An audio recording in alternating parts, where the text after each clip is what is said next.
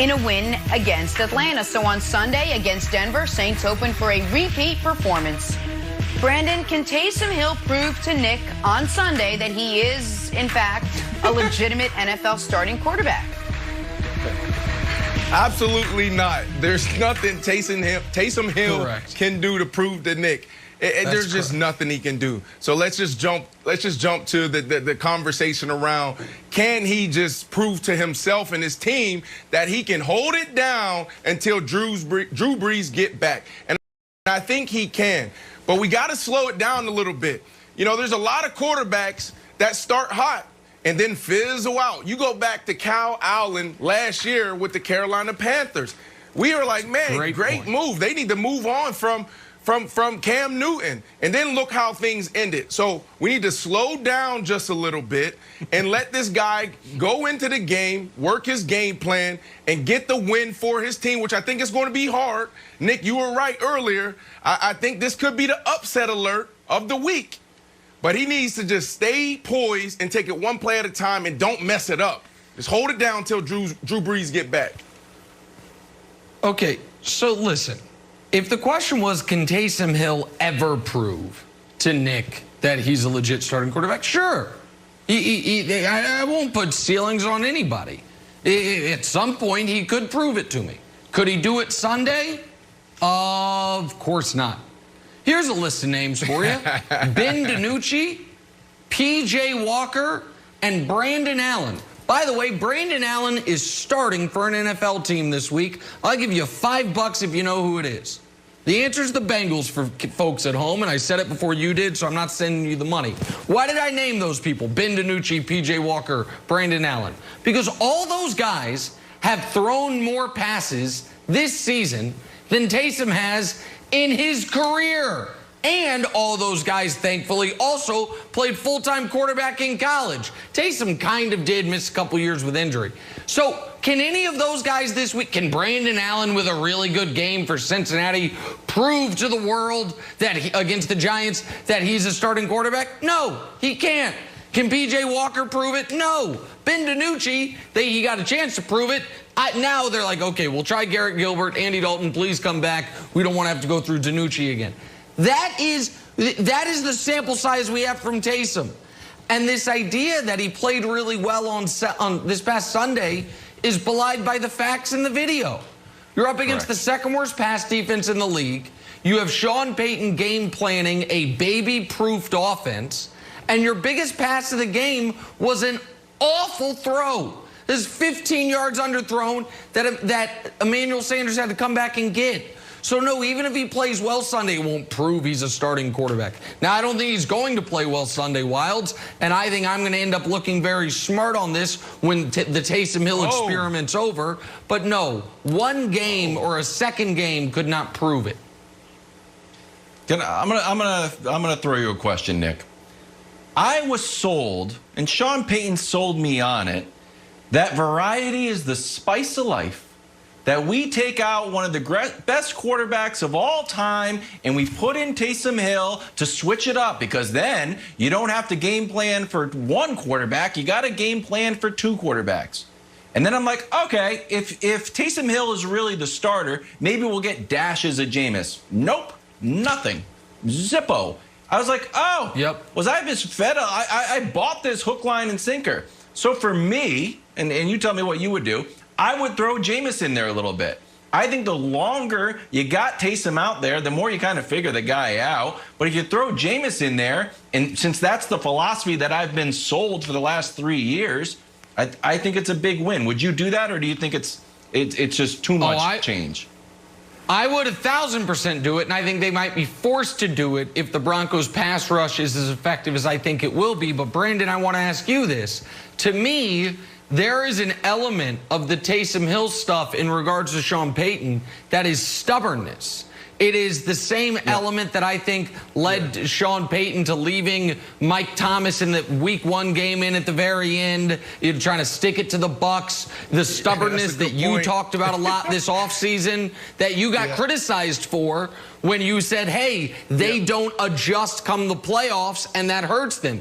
I think Sean Payton knows what the narrative surrounding Taysom Hill is and wants to prove to the world, I'm smarter than you, and I can make it work even with this guy. So I think that's part of what's happening here as far as why Jameis is not, like, Sean Payton's not going to get a bunch of credit if Jameis comes in and plays well. He will get massive credit for Taysom Hill. I think that's part of this, Brandon. 100%. I think we all were shocked for the most part when Taysom got the call over Jameis, right? Like, everybody's like, what? How is he doing this?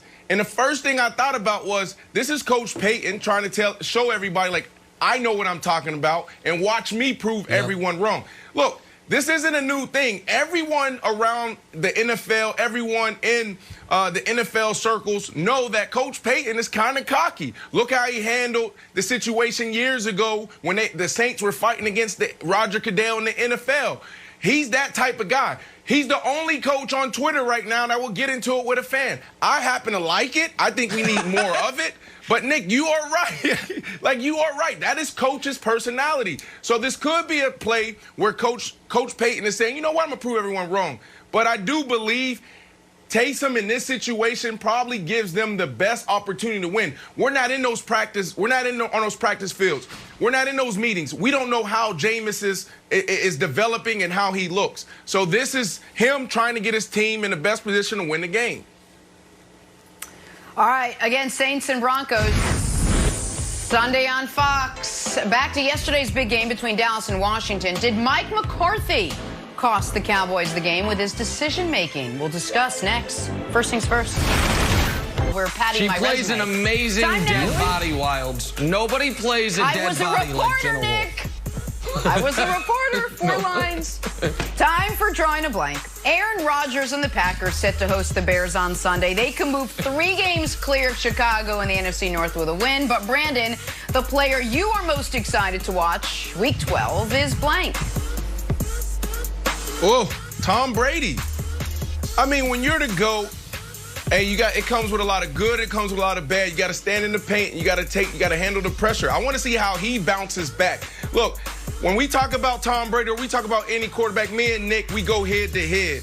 But the reason why I continue to believe in Tom Brady is because I'm not paying all the money and bringing him down to Tampa to throw for 350 yards. That's not what I want. I'm paying you because 80% of the game is mental. So I don't need to see these mental laps late in games, not reading simple coverage. So if he can do that and he can manage the game like he managed the last 3 Super Bowls he's won, then we'll have a chance. So I'm excited to see Tom Brady because I want to see how he bounced back mentally.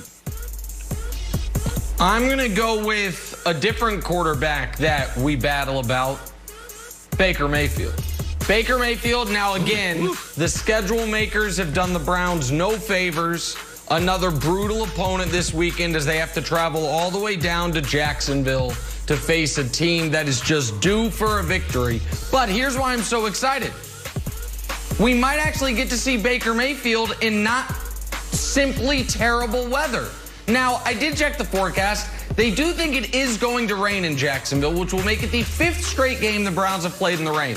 But the wind is only supposed to top out at 5 miles an hour, and the rain is not supposed to be terrible. So Baker Mayfield leading the Browns against this gauntlet of a schedule to 8-3, which I would imagine means on Monday we mention them 0 times. What? We'll mention them. If they're 8-3, we'll mention. Also, like you can weigh in on the editorial process. Just because we will definitely mention them because Jenna will mention a commercial that she saw over the weekend with Baker. I'm going with Philip Rivers. Here's something interesting about the show. If they beat Jacksonville. Sorry, I just had to say it. Go on. See? I had to get it out of my system. He set me up for it. Playing wiffle ball here. Go on.